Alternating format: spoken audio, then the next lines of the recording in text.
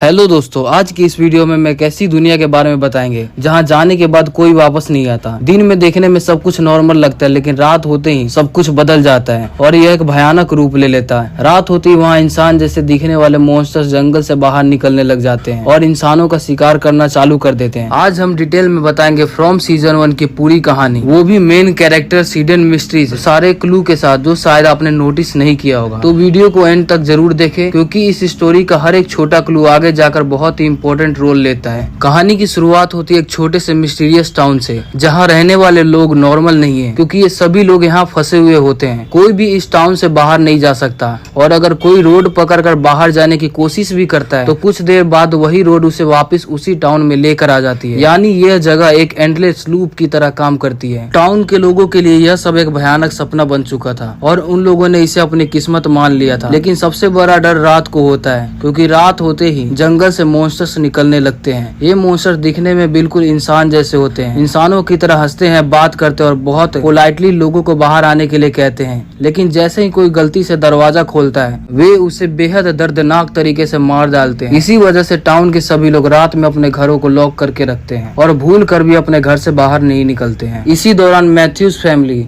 जिसमें gym, Tabitha, Jully और Ethan होते हैं, अपने आरवी में सफर कर रहे होते हैं। वे रास्ते में एक गिरा हुआ पेड़ देखते हैं जिसके ऊपर बहुत सारे कौवे बैठे हुए होते हैं, और यही इस कर्स्ड टाउन की एंट्री होती है। रोड बदलने के बाद वे अनजाने में इसी मिस्टीरियस टाउन में पहुंच जाते हैं। शुरुआत में उन्हें यह एक नॉर्मल छोटा टाउन लगता है, लेकिन जल्दी ही वे नोटिस करते हैं कि सभी लोग बहुत डरे हुए हैं और सभी लोग उन्हें रात होने से पहले शेल्टर में जाने के लिए बोल रहे होते हैं। टाउन का लीडर बॉयड स्टीवंस सिचुएशन को कंट्रोल करने की कोशिश करता है और न्यू कमर्स को रूल समझाता है कि रात में बाहर रहना मौत को बुलावा देने जैसा है। मैथ्यूज फैमिली शुरुआत में इन बातों को सीरियसली नहीं लेती, क्योंकि उन्हें लगता है कि यह सब कोई मिसअंडरस्टैंडिंग है। लेकिन जैसे जैसे रात होती है, वे खुद मॉन्स्टर्स को देख लेते हैं और उनकी पूरी दुनिया बदल जाती है। आरवी एक्सीडेंट में ईथन घायल हो जाता है और डॉक्टर क्रिस्टी इसका इलाज करती है। ईथन बार बार स्ट्रेंज बातें करता है, जैसे वह किसी क्वेस्ट में हो और टाउन के मिस्ट्री से उसका कोई डीप कनेक्शन है। आगे हम देखते हैं कि मैथ्यू फैमिली धीरे धीरे समझने लगती है कि वे सब ट्रैप्ड हो चुके हैं, क्योंकि चाहे वे किसी भी दिशा में जाए,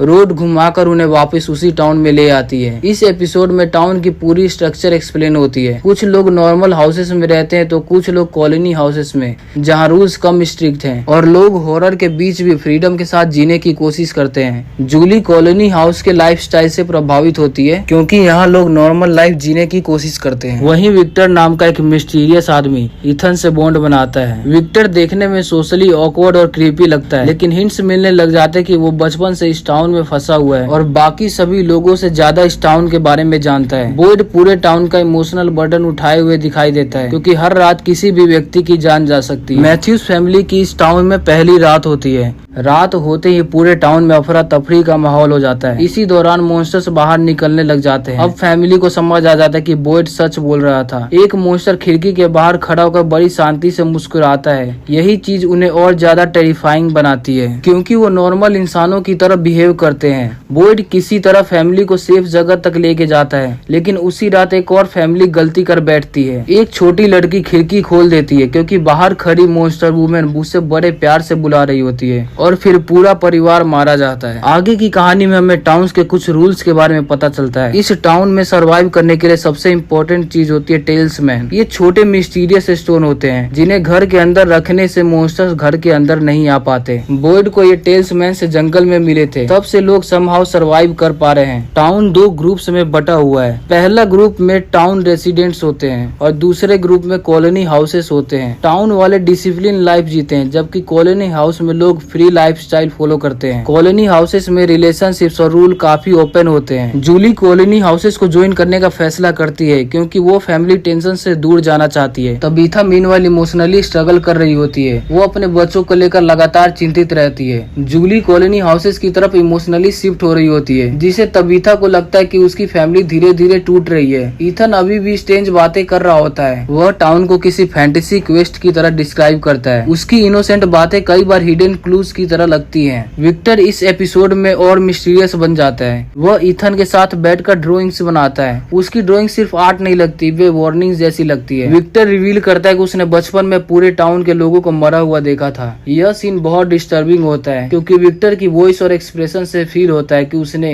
अनइमेजिनेबल ट्रॉमा एक्सपीरियंस किया होगा। इसी वजह से वो इमोशनली डिसकनेक्टेड और सोशली ऑकवर्ड बन चुका है। अब स्टोरी का सबसे मिस्टीरियस कैरेक्टर सामने आता है, ईथन। ईथन एक्सीडेंट के बाद कई स्ट्रेंज विजन देखना चालू कर देता है। वो बार बार क्वेस्ट, लेक ऑफ टीयर्स और हिडन स्टोरीज की बातें करता है। शुरुआत में लोग उसे बच्चा समझकर इग्नोर करते हैं, लेकिन धीरे धीरे उसकी बातें सच होने लगती है। ऐसा लगता है जैसे ईथन समहाउ इस टाउन से कनेक्टेड है। तबीथा अपने बेटे को लेकर बहुत ज्यादा वरीड होने लगती है। इसी बीच टाउन में एक नया आदमी आता है जिसका नाम जेड होता है। जेड एक टेक जीनियस होता है, लेकिन एटीट्यूड से भरा हुआ होता है। शुरुआत में ऐसा लगता है कि ये सब कोई प्रैंक शो है, लेकिन मॉन्स्टर्स देखने के बाद उसका भी ये भ्रम टूट जाता है। धीरे धीरे जेड को स्ट्रेंज सिंबल्स दिखाई देने लगते हैं। उसे हेलुसिनेशन भी होने लगता है। कई बार उसे पुराने लोग दिखाई देते हैं, जैसे वो किसी दूसरे समय की मेमोरीज देख रहा हो। जेड डिसाइड करता है कि वो इस टाउन के पीछे का लॉजिक समझेगा, और यहीं से इसकी मिस्ट्री और डीप होते जाती है। अब कहानी का सबसे डिस्टर्बिंग हिस्सा शुरू होता है। सारा नाम की एक लड़की होती है जिसको मिस्टीरियस वॉइसेस सुनाई देने लगती है। ये वॉइसेस उससे कहती है कि अगर वो कुछ लोगों को मार देगी तो सभी लोग इस टाउन से बाहर निकल पाएंगे। सारा मेंटली टूटने लगती है। वो बिलीव करने लगती है कि शायद यही एक रास्ता है। इसी इन्फ्लुएंस में वो कई डेंजरस काम करती है। टाउन के लोग उससे नफरत करने लगते हैं, लेकिन बॉयड उसे तुरंत मारने की बजाय उसे समझाने की कोशिश करता है, क्योंकि उसे लगता है कि सारा समहाउ इस प्लेस के सीक्रेट्स के बारे में जानती है। अब इस सीजन का सबसे इंटेंस मोमेंट आता है। एक लोनली आदमी मॉन्स्टर के जाल में फंस जाता है। एक फीमेल मॉन्स्टर उससे प्यार से बात करती है। धीरे धीरे वो इमोशनली मैनिपुलेट हो जाता है, और फिर एक रात वो खिड़की खोल देता है। बस इसके बाद कॉलोनी हाउस में मॉन्स्टर्स घुस जाते हैं। पूरे घर में मैसेकर हो जाता है। लोग इधर उधर भागने लगते हैं। कई इंपॉर्टेंट कैरेक्टर्स मारे जाते हैं। ये घटना इस सीरीज का सबसे हॉरिफाइंग मोमेंट बन जाता है। अब जिम डिसाइड करता है कि उन्हें बाहर की दुनिया से कांटेक्ट करना चाहिए। जेड भी उसकी मदद करता है। दोनों मिलकर रेडियो टावर बनाने का प्लान तैयार करते हैं। पूरा टाउन पहली बार होपफुल महसूस करता है। सब लोग मिलकर टावर बनाते हैं और फाइनली सिग्नल भेजा जाता है। कुछ सेकंड तक साइलेंस रहता है, फिर अचानक एक अननोन वॉइस जवाब देती है। लेकिन सभी लोग शॉक में तब पड़ते हैं जब वो आवाज तबीथा का नाम लेकर बात करती है, यानी कोई अनसीन एंटिटी इन सबको लगातार देख रही होती है। अब मिस्ट्री सिर्फ मॉन्स्टर तक सीमित नहीं रहती। बॉयड आंसर्स ढूंढने के लिए जंगल के अंदर जाने का फैसला करता है। सारा भी उसके साथ जाती है। जंगल में दोनों को कई हॉरिफाइंग चीज दिखाई देती है। विशाल स्पाइडर्स, क्रीपी साउंड्स और स्ट्रेंज ट्रीज। फिर उन्हें एक मिस्टीरियस स्ट्रक्चर मिलता है। वहाँ बॉयड की मुलाकात एक चेंड ओल्ड मैन से होती है। वो बूढ़ा आदमी उससे बहुत अजीब बातें करने लगता है। वह कहता है कि ये जगह बॉयड की सोच से कहीं ज्यादा खतरनाक है। फिर ओल्ड मैन बॉयड को छूता है और बॉयड के शरीर में कुछ ट्रांसफर हो जाता है। यहीं से सुपर नेचुरल हॉरर और भी बढ़ जाता है। वहीं दूसरी तरफ कहानी में हम देखते हैं कि तबीथा को लगता है कि उसके घर के नीचे कुछ छिपा हुआ है। वो वहाँ पर खोदना चालू करती है। धीरे धीरे उसका घर गिरने लग जाता है, लेकिन खुदाई करते हुए वो वहाँ पे अंडरग्राउंड टनल तक पहुँच जाती है। यहीं पर उसे सबसे भयानक सच का पता चलता है। दिन के समय सभी मॉन्स्टर इसी टनल में आकर सोते हैं। तबीथा को वॉल्स पर स्ट्रेंज ड्राइंग दिखाई देते हैं। देखने पर ऐसा लगता है जैसे मानो ये क्रिएचर यहाँ सदियों से मौजूद हैं। अब ऑडियंस को एहसास हो जाता है कि टाउन की हिस्ट्री बहुत पुरानी है। इस सीजन में हमें बहुत सारे क्लू दिखाई दिए जाते हैं, जैसे कि इलेक्ट्रिसिटी बिना किसी वायर के चलती है। मॉन्स्टर्स आखिर क्या हैं? पेड़ पौधे लोगों को टेलीपोर्ट कैसे करते हैं? ईथन स्पेशल क्यों है? वॉइसेस कौन भेज रहा है? रेडियो पर कौन था? सीरीज जानबूझकर आंसर नहीं देती, बल्कि हर एपिसोड के साथ मिस्ट्री और बढ़ती जाती है। इस सीजन के एंडिंग में कई कैरेक्टर्स मेंटली टूट चुके होते हैं। बॉयड जंगल में फंसा हुआ होता है। तबीथा मॉन्स्टर्स की टनल डिस्कवर कर चुकी होती है। जिम को पता चल चुका होता है कि कोई अनसीन फोर्स उन पर नजर रखे हुई है। सारा वॉइस के कंट्रोल में है और ईथन को अभी भी स्ट्रेंज विजन्स दिखाई दे रहे हैं। ये सभी बातें इस ओर इशारा करती है कि ये सिचुएशन पहले से भी ज्यादा भयानक हो चुकी है। इस सीजन के अंत में हमें यह हिंट मिलता है कि शायद ये टाउन किसी सुपर नेचुरल डायमेंशन का हिस्सा है, या शायद कोई एक्सपेरिमेंट है, लेकिन अभी तक कुछ भी क्लियर नहीं होता। और यही चीज इस सीरीज को इतना एडिक्टिव बनाती है। आइए अब बात करते हैं इस सीरीज के कुछ पॉसिबल थ्योरीज। देखने में ऐसा लगता है जैसे ये टाउन कोई पैगेटोरी हो, यानी एक ऐसा जगह जहाँ सभी लोग ट्रैप्ड सोल्स की तरफ फंसे हुए हैं। एक चांस ये भी है कि ये पूरा एरिया एक सीक्रेट एक्सपेरिमेंट हो सकता है, जहाँ लोगों पर साइकोलॉजिकल टेस्टिंग की जा रही हो। सबसे पॉपुलर थ्योरी ये है कि ये टाउन किसी एंशिएंट कर्स से जुड़ा हुआ है, जहाँ ये मॉन्स्टर्स पहले इंसान हुआ करते थे। इस सीरीज के मुख्य किरदार में Boyd Stevens, Tabitha, Jim, Jade और विक्टर हैं। बॉयड स्टीवंस टाउन का लीडर होता है और एक एक्स मिलिट्री मैन होता है। वह यहाँ पे रूल्स बनाता है और लोगों को जिंदा रखने की कोशिश करता है। तबीथा मैथ्यूज फैमिली की मदर होती है। वह टाउन की मिस्ट्री को सबसे ज्यादा सीरियसली इन्वेस्टिगेट करती है। जिम एक इंजीनियरिंग माइंडसेट वाला कैरेक्टर होता है, जो हर चीज का लॉजिकल एक्सप्लेनेशन ढूंढने की कोशिश करता है। जेड सीरीज का स्मार्टेस्ट लेकिन एरोगेंट कैरेक्टर है।